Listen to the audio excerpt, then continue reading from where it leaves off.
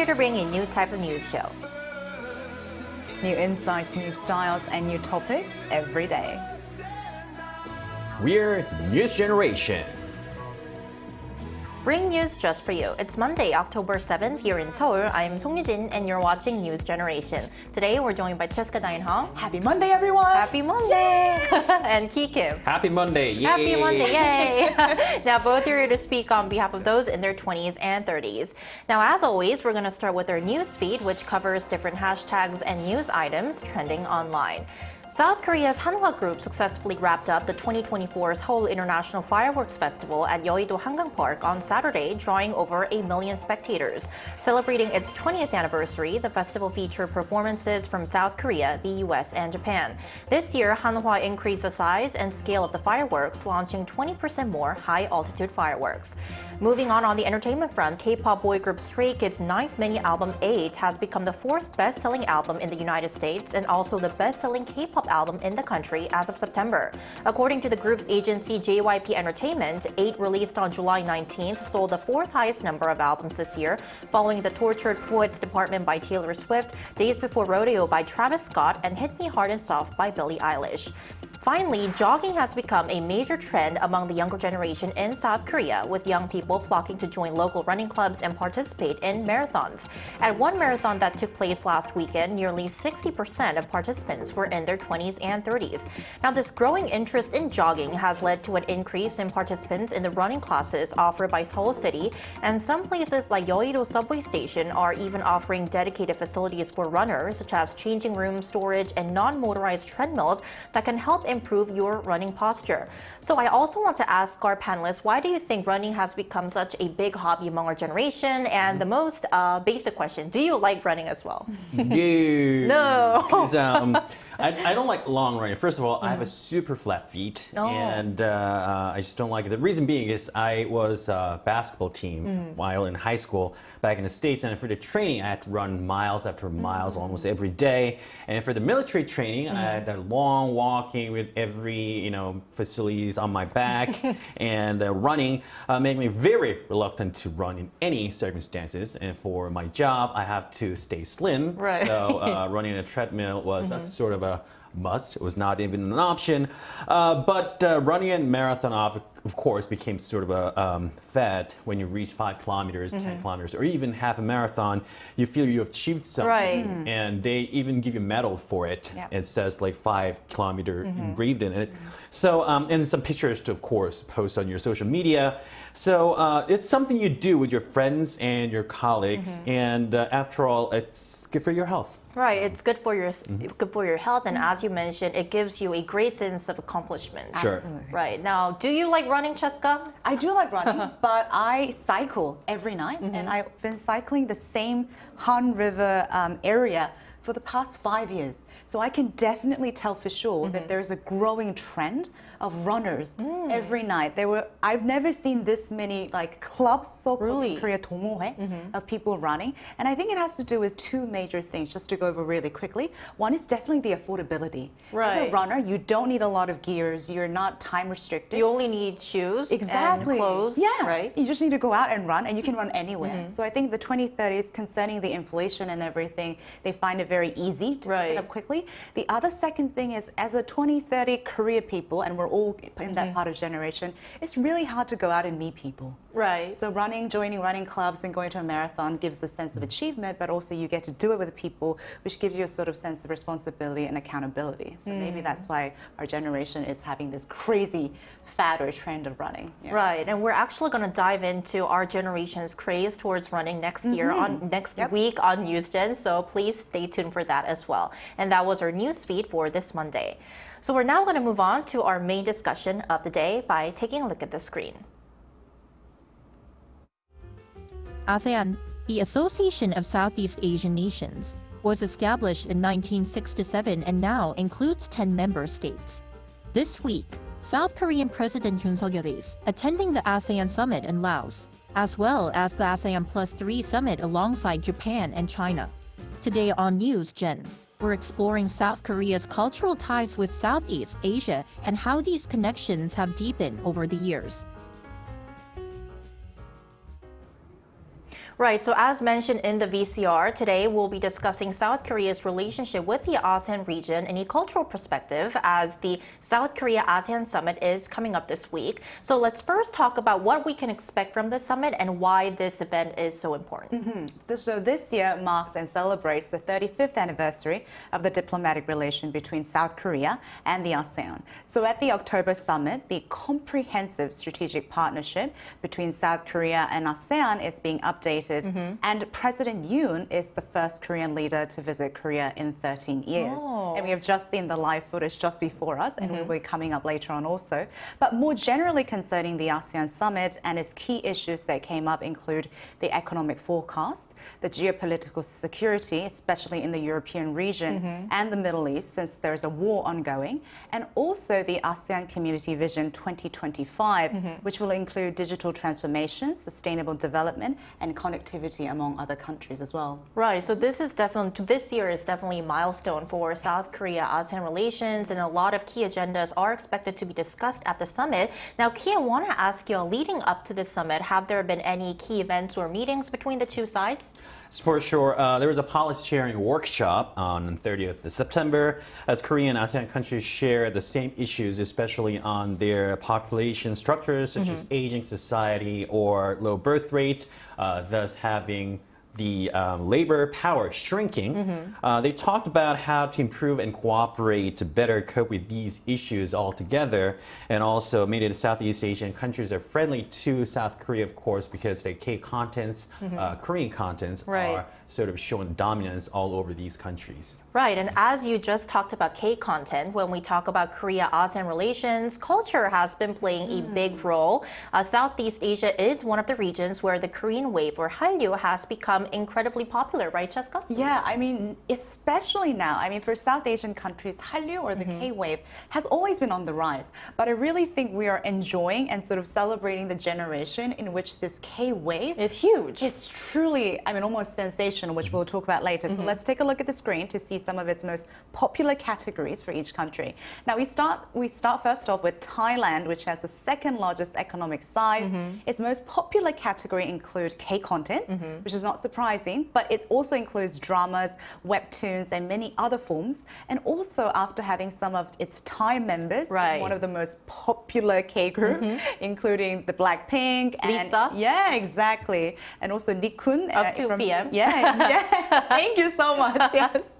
And of course, the K-beauty is about triple the size of all the other foreign markets in Thailand. And following with Malaysia and Indonesia, which has K-food, has become very popular, which we'll talk about a bit later. And the Philippines, which focuses on K-tour. Now, this is really interesting, the defense industry. So they have actually come to South Korea to actually learn about the defense industry as well. And the Singapore with K-drama. And this one was also I personally felt very proud as a Korean. So Vietnam is very popular among Korean languages. And I heard at universities, Korean language is also becoming very popular. And now actually students are even majoring, like choosing it as a major and then coming to South Korea to do exchanges or actually study Korean history, which as a Korean I feel pretty proud. Right, so it's not just K-pop or K-drama, it's K-food and also the Korean language. And as you briefly mentioned, the Korean defense industry as well, it's booming in the Southeast Asian region. Now, talking a bit more about K-food, let's talk about that because this has become hugely popular in the ASEAN region as well. Sure, K-food for sure is getting global. As you saw from the charts, Malaysia and Indonesia are the most representative countries of all. Local food in Malaysia, for example, are generally spicy with strong flavor and strong aroma, so they have no problem taking in Korean food such as kimchi or kimchi jjigae. And also, a recent survey in Indonesia shows that 86% of the local residents responded that they enjoy Korean food. And Korean strawberries, pears, kim, or dried seaweed, and coffee were popular in 2023. So K-food is even reaching to Islam region with halal foods. So for those of you who are not familiar, halal just simply means lawful or permitted in Arabic words. And Islamic dietary law, they tell you you have to have meat processed in a certain way, in their way. And Koreans are following that path. And you can pretty much enjoy Korean food everywhere in the world. Right. So So K-food is definitely expanding its reach in the ASEAN region as well. Are there any fields or sectors that you'd like to also introduce, Cheska? I think definitely. I mean, we've covered it too much, but I have to emphasize K-dramas. Right. I mean, K-contents, including, but not only limited to dramas, movies, but I even think like esports, and webtoons. It's the content region is expanding like without any border. And I think we talked about food, which I'm already salivating. But I really think K-drama is a perfect marketing tool for all the K-food popularity that has happened. Because I even heard that there are now K-convenience stores that are going into which are always, they're like part of the popular Korean dramas, right? Exactly. They, the two love couples always share like the samgakgimbap, the or the 컵라면 noodles. late at night or drink the canned beers. So I think these kind of dramas definitely excited a lot of these fans to also enjoy the K-food. Right. So we're currently talking about the Korean wave in the ASEAN region. Now to find out more about this, about the popularity of Korean culture in the region, we're now going to invite a Gen Z from the Philippines to our talks after a short break.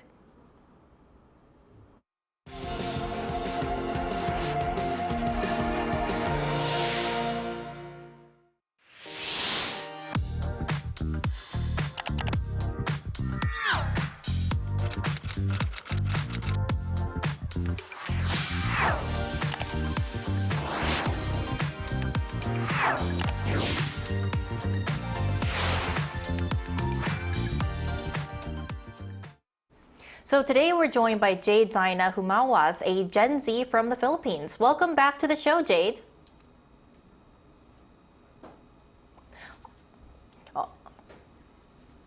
Well, Jade, I think your microphone is kind of muted now. Can you repeat once more? Can you hear us well, Jade? I think we're having some problems with our audio right now. So I think we're going to check our audio and then we'll come back to our live interview segment. So please wait for a while. So in the meantime, I think we'll go back to our discussion of the South Korea-ASEAN cultural relationships. But before then, we're first going to take a look at our viewers' comments. We actually reached out to the viewers in the ASEAN region, which part of Korean culture they're most interested in. And here's what two of them had to say. If we look at the comments, BennyD97 says, the Korean food product that I like is the Otugi noodle brand and 빙그레 milk, banana milk, and ice cream Merona. These products are heavily advertised in the Philippines as well as Jillo Soju. Well, BennyD97, you know quite well about K-food. Exactly. Rex Alex Mastodon says, aside from the mobile phones and tablets, which I already have, the cars. Right now, I'm torn between the new Hyundai Santa Fe and the new Hyundai Palisade. Sadly, I can only afford to buy one. Well, hope you make your choice well, Rex Alex Mastodon. Right, I think that we're ready for our live interview segment, so let's connect back to Jade. Jade, can you hear us well? Yes, I can. It's perfect. Great. Welcome back to Houston, and thank you so much for your time today. Yeah. Yes, great. It's a pleasure to be here. It's a pleasure to have you as well. So let's go straight to our interview. So in your point of view, Jade, which aspect of the Korean wave, such as K-pop, K-dramas, or K-beauty, is most popular in the Philippines? As a fan of Korean wave, I've seen so much, I've seen how much Filipinos loved it, especially K-dramas. They're definitely the most popular part of the Korean wave, or the Hallyu wave. So we even call them Korean novellas here in the Philippines. So these shows really connect with people because they have relatable stories, also emotional plots. Plus, they give us a glimpse of what Korean culture is, which is kind of interesting for us viewers. So iconic series like Crash Landing on You, Goblin, Descendants of the Sun, and even the recent one, Queen of Tears, have created a huge fan base here in the Philippines, and they're easy to watch on streaming platforms and local TV, and some of it are often dubbed in Filipino, which makes them super accessible to the viewer. So the popularity of the Korean actors and the high quality of these productions also add to the appeal of the Korean drama. Also, while K-pop has a huge fan base as well, K-dramas seem to reach a broader audience since they're often featured in mainstream media, drawing viewers in who might not be as into K-pop. earlier we also talked about how young people in the Philippines are particularly excited and enthusiastic about coming to Korea. What is your opinion on that? I think a lot of young Filipinos are interested and excited about traveling to Korea, and a lot of that has to do with the influence of the Korean wave. Many are huge fan of K-pop, K-dramas, K-beauty, and even Korean food, making Korea a dream spot for them to experience all of that in Korea.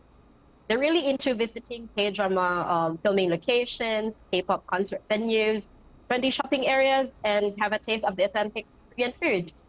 Social media is also a big part of this trend too, with tons of young people sharing their travel stories through vlogs online. So this growing interest shows just how strong the cultural ties between South Korea and Philippines, making South Korea a top travel destination for young Filipinos. All right, Jay, thank you. So in your personal opinion, where do you see the relationship between South Korea and the Philippines are headed into in the future? So can you share what you think and how you hope it should turn out to be? I think the Philippines and South Korea have had strong ties since back then in 1949, just before the Korean War. It looks like this relation is only going to get stronger with more cultural, economic, and diplomatic connections developing. So the Korean wave, or the Hallyu wave, which includes K-pop, K-dramas, K-beauty, food, culture, will keep resonating with Filipino youth and deepen those cultural. So we can expect more economic cooperation in areas like trade, technology, and infrastructure. As interest in Korean culture grows, tourism between the two countries is likely to increase, and new generation could boost travel and cultural exchanges. On the diplomatic side, both nations will probably focus on strengthening their partnership, especially regarding regional security and collaboration. So overall, the future of the relationship between South Korea and the Philippines looks bright, with a deeper cultural connection, stronger economic ties, and improved diplomatic cooperation. Right. Hope we can see the ties between the two countries becoming stronger in the future. All right, Jay, thank you so much for your time today. We really appreciate it. Thank you so much. Thank you so much. Thank you. Thank you. Right. So I want to also ask our panelists. Jade mentioned a lot about the Korean wave in the Philippines and also in the ASEAN region as well. Are there any other examples of social and cultural exchanges between South Korea and the region that you'd like to touch upon before we end off? I think for me, definitely in Singapore, the Korean wave sort of first began. I don't know if you guys watched it. Do you remember the K-drama, historical drama, 대장금? Of course. Yeah. I think it kind of started the Korean wave and the K-drama fever in the region. Yeah, I think that was way back in the 2000s. Right. But I even remember it was like airing in the Middle East and just all over the world. But it was particularly popular in the Southeast Asian countries. And I think that kind of expanded or opened the doors for the so many other contents that came, which we talked about, including webtoons, K-pop, K-food, and even I think esports. And usually you and I talked about even maybe cheerleaders and people cultural exchanges too. Yeah. Right. So a lot to look forward to in the future as well. What are your thoughts on this, Key? Well, just like Jessica said before, Vietnam is one of the biggest market because Korean communists were considered to be most influential, powerful in Vietnam. And then they even chose Hangul, Korean language, as their first official language to learn in school since 2021, in college and in high schools as well. I've been consulting some of the startups in Gyeongsang-do provinces for their IRs in Vietnam a month ago, and on a government project. And many of these startups knew the Vietnamese markets and how to penetrate them. And the Korean government obviously was clever not to lose or miss these opportunities and this momentum going on. Right. And I think we asked the same question to Jade, but wrapping up our discussion today, what are your expectations on the future of South Korea-ASEAN relations? I think ASEAN country has not only been our neighbors in, as our interviewer mentioned, in strategic and economic front, but really in culture, therefore in our hearts as well, because we're not only close in distance, but in cultural aspect as well. And the diversity of those countries has also enriched our lives. So I would like to see more cultural exchanges, more human exchanges between the regions more often. And that, I think, can be spearheaded by our generation, the new generation as well. Exactly. Right. Yeah. And what do you anticipate, Key? Well, I have the privilege of being in part of a lot of ASEAN-related forum or international events, and I could see every year we have more participants coming in. And even at Arirang, we have a lot of viewers or listeners for Arirang Radio where they are from ASEAN countries. Including NewsGen, right? Exactly. So we should be really appreciative of it. But in the meantime, we also have to learn about them because when you want to get closer to them, you got to learn about them, right? So for example, what's your favorite food? Today, I think I'm craving for pasta. Pasta? Okay, that's something I've learned today, right? So, well, they want to learn about us, though, to truly expand our relationship in every channel. I think we got to learn about them too, so we can be ready for them to come in.